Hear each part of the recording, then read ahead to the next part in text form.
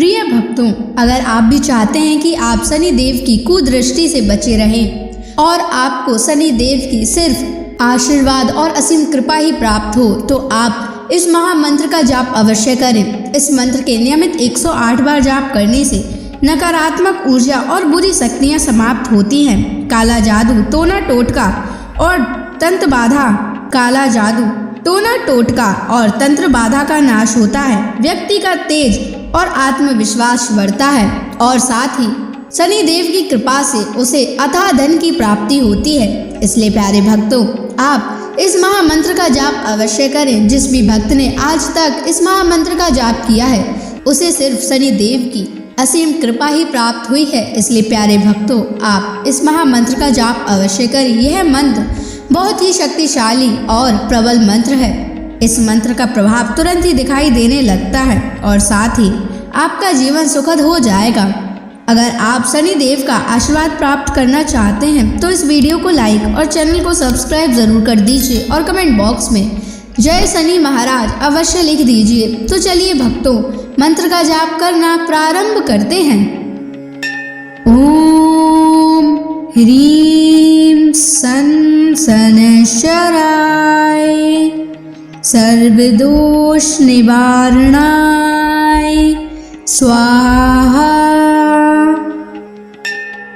ओम ह्रीं सन शनैश्चराय सर्वदोष निवारणाय स्वाहा। ओम ह्रीं सन शनैश्चराय सर्वदोष निवारणाय स्वाहा। ओम ह्रीं सन शनैश्चराय सर्वदोष निवारणाय स्वाहा। ओम ह्रीं सन शनैश्चराय सर्वदोष निवारणाय स्वाहा। ओम ह्रीं सन शनैश्चराय सर्वदोष निवारणाय स्वाहा। ओम ह्रीं सन शनैश्चराय सर्वदोष निवारणाय स्वाहा।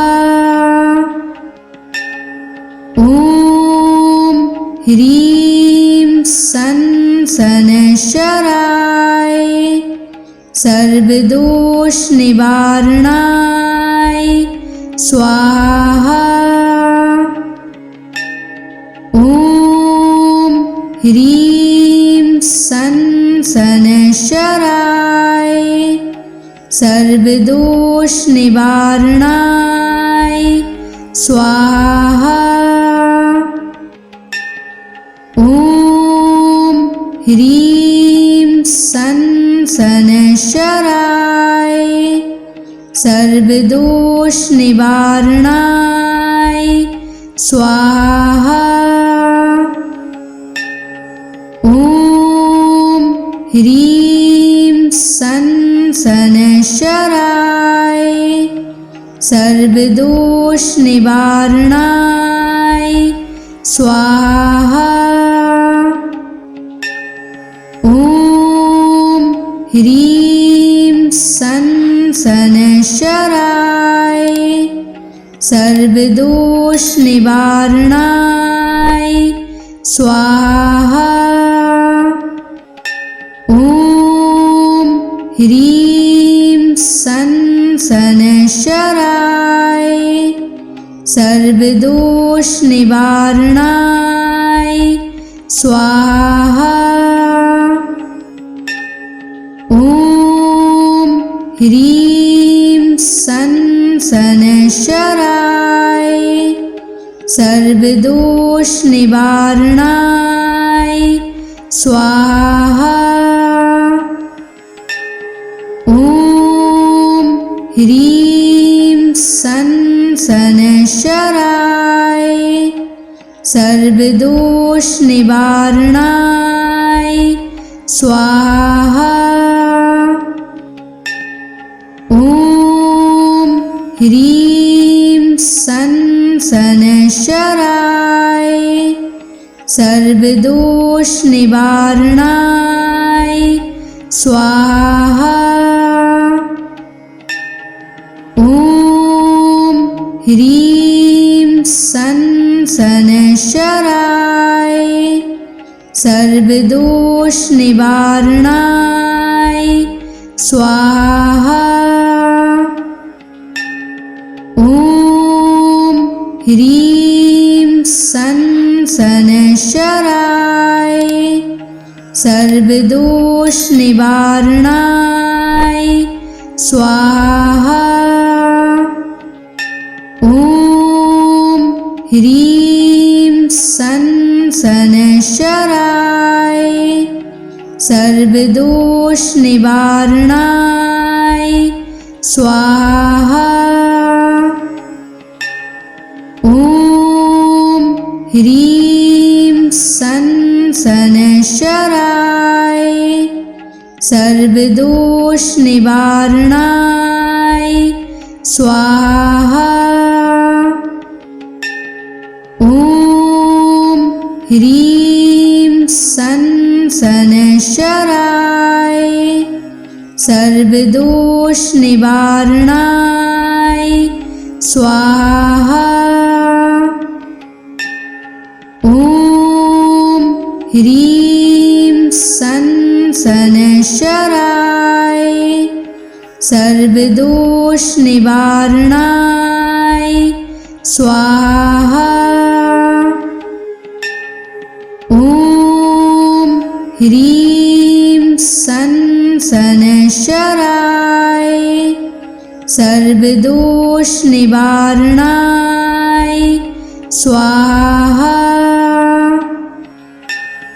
ॐ ह्रीं सन् शनैश्चराय सर्वदोषनिवारणाय स्वाहा।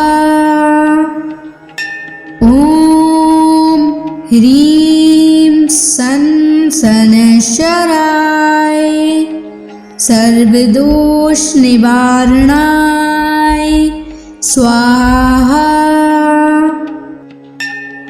ॐ ह्रीं सन् शनैश्चराय सर्वदोषनिवारणाय स्वाहा। ॐ ह्रीं सन् शनैश्चराय सर्वदोषनिवारणाय स्वाहा। ॐ ह्रीं सन् शनैश्चराय सर्वदोषनिवारणाय स्वाहा। ॐ ह्रीं सन् शनैश्चराय सर्वदोषनिवारणाय स्वाहा। ॐ ह्रीं सन् शनैश्चराय सर्वदोषनिवारणाय स्वाहा। ॐ ह्रीं सन् शनैश्चराय सर्वदोषनिवारणाय स्वाहा। ॐ ह्रीं सन् शनैश्चराय सर्वदोषनिवारणाय स्वाहा। ॐ ह्रीं सन् सनशराय सर्वदोष निवारणाय स्वाहा। ॐ ह्रीं सनशराय सर्वदोष निवारणाय स्वाहा। ॐ ह्रीं सनशराय सर्वदोष निवारणाय स्वाहा। ॐ ह्रीं सनशराय सर्वदोष निवारणाय स्वाहा। ॐ ह्रीं सनशराय सर्वदोष निवारणाय स्वाहा। ॐ ह्रीं सनशराय सर्वदोष निवारणाय स्वाहा।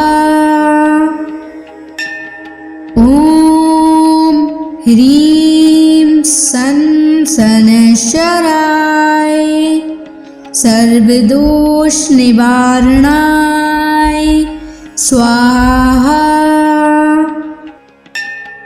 ॐ ह्रीं सनशराय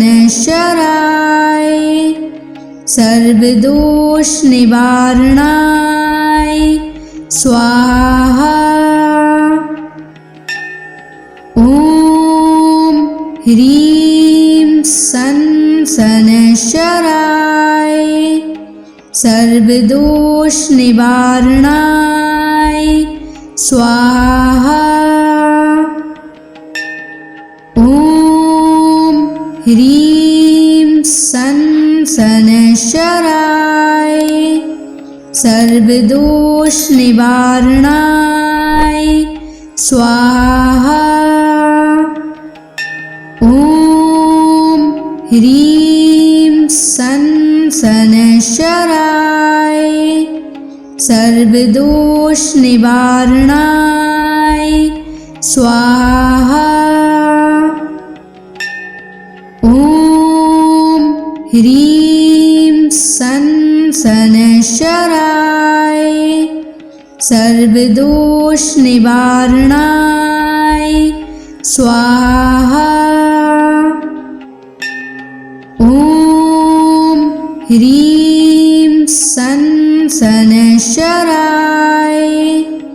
सर्वदोष निवारणाय स्वाहा। ॐ ह्रीं सनशराय सर्वदोष निवारणाय स्वाहा। ॐ ह्रीं सनशराय सर्वदोष निवारणाय स्वाहा। ॐ ह्रीं सनशराय सर्वदोष निवारणाय स्वाहा। ॐ ह्रीं सनशराय सर्वदोष निवारणाय स्वाहा। ॐ ह्रीं सनशराय सर्वदोष निवारणाय स्वाहा। ॐ ह्रीं सनशराय सर्वदोष निवारणाय स्वाहा। ह्रीं सन शनैश्चराय सर्वदोष निवारणाय स्वाहा। ॐ ह्रीं सन शनैश्चराय सर्वदोष निवारणाय स्वाहा। ॐ ह्रीं सन शनैश्चराय सर्वदोष निवारणाय स्वाहा। ॐ ह्रीं सन शनैश्चराय सर्वदोष निवारणाय स्वाहा। ॐ ह्रीं सन शनैश्चराय सर्वदोष निवारणाय स्वाहा। ॐ ह्रीं सन शनैश्चराय सर्वदोष निवारणाय स्वाहा। ॐ ह्रीं सन शनैश्चराय सर्वदोष निवारणाय स्वाहा।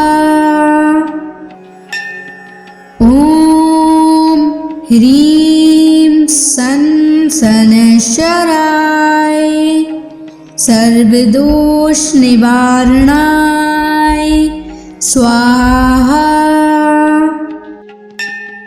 ॐ ह्रीं सन शनैश्चराय सर्वदोष निवारणाय स्वाहा।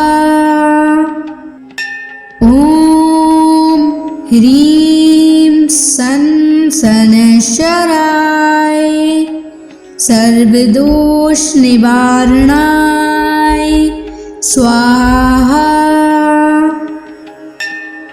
ॐ ह्रीं सन शनैश्चराय सर्वदोष निवारणाय स्वाहा।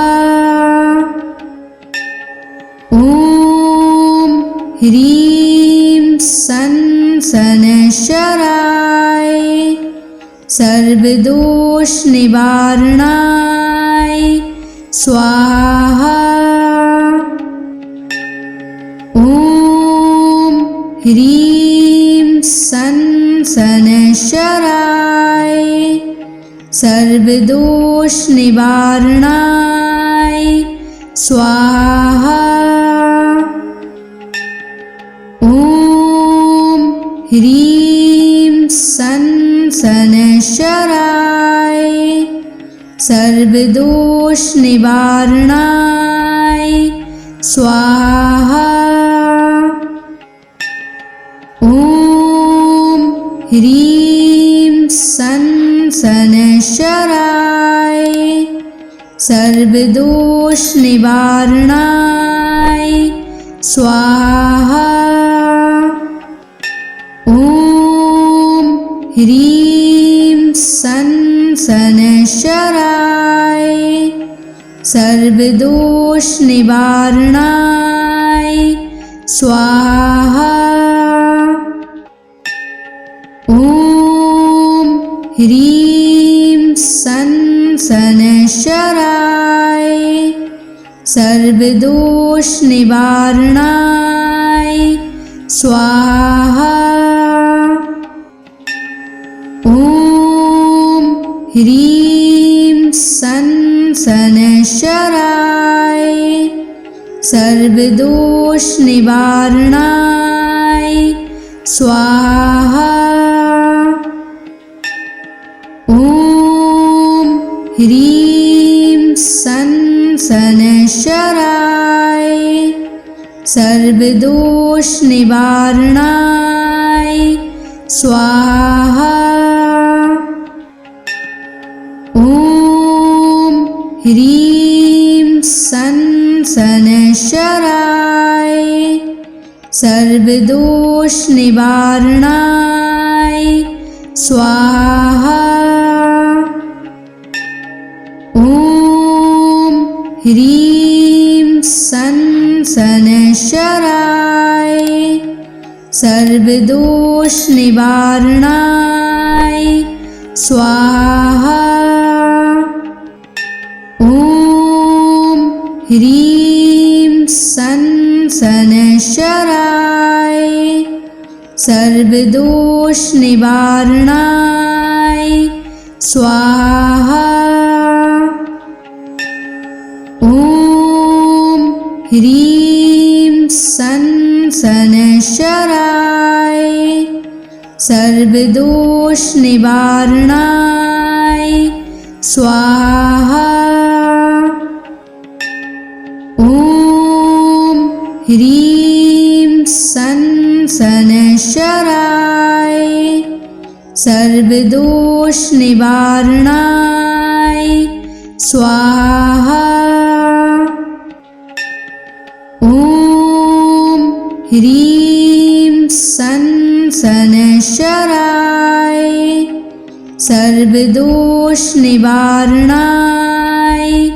स्वाहा। ॐ ह्रीं सन् शनैश्चराय सर्वदोषनिवारणाय स्वाहा। ॐ ह्रीं सन् शनैश्चराय सर्वदोषनिवारणाय स्वाहा। ॐ ह्रीं सन् शनैश्चराय सर्वदोषनिवारणाय स्वाहा। ॐ ह्रीं सन् शनैश्चराय सर्वदोषनिवारणाय स्वाहा। ॐ ह्रीं सन् शनैश्चराय सर्वदोषनिवारणाय स्वाहा। ॐ ह्रीं सन् शनैश्चराय सर्वदोषनिवारणाय स्वाहा। ॐ ह्रीं सन् शनैश्चराय सर्वदोषनिवारणाय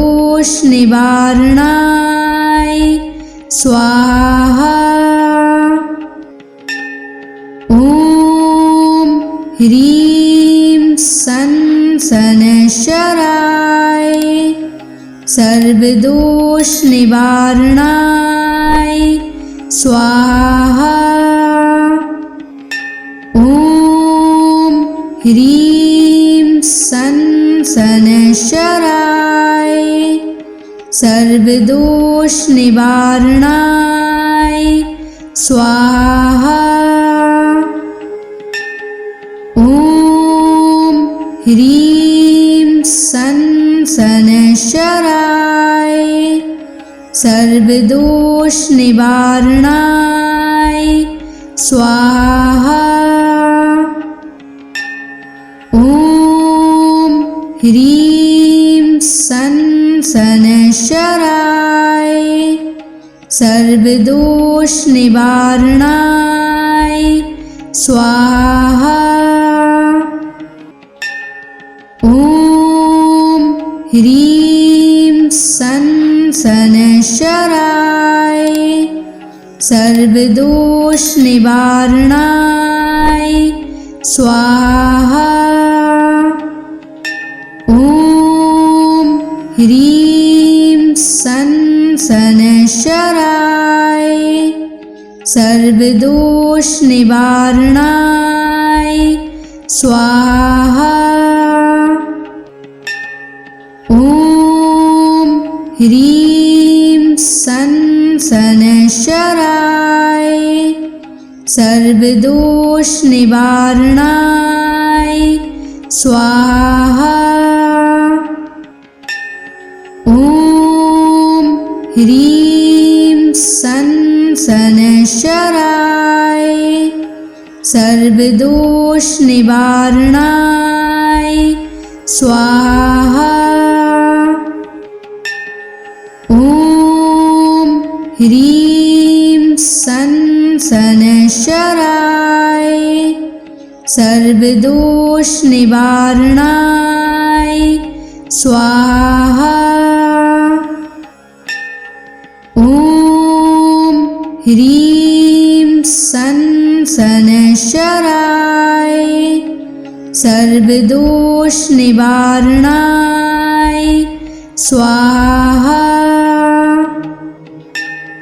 ॐ ह्रीं सन् शनैश्चराय सर्वदोष निवारणाय स्वाहा।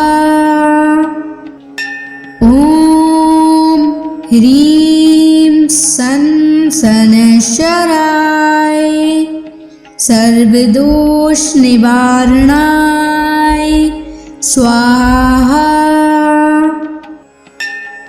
ॐ ह्रीं सन् शनैश्चराय सर्वदोष निवारणाय स्वाहा। ॐ ह्रीं सन् शनैश्चराय सर्वदोष निवारणाय स्वाहा। ॐ ह्रीं सन् शनैश्चराय सर्वदोष निवारणाय स्वाहा। ॐ ह्रीं सन् शनैश्चराय सर्वदोष निवारणाय स्वाहा। ॐ ह्रीं सन् शनैश्चराय सर्वदोष निवारणाय स्वाहा। ॐ ह्रीं सन् शनैश्चराय सर्वदोष निवारणाय स्वाहा। ॐ ह्रीं सन् शनैश्चराय सर्वदोष निवारणाय स्वाहा। ॐ ह्रीं सन् शनैश्चराय सर्वदोष निवारणाय स्वाहा। ॐ ह्रीं सन् शनैश्चराय सर्वदोष निवारणाय स्वाहा। ॐ ह्रीं सन् शनैश्चराय सर्वदोष निवारणाय स्वाहा।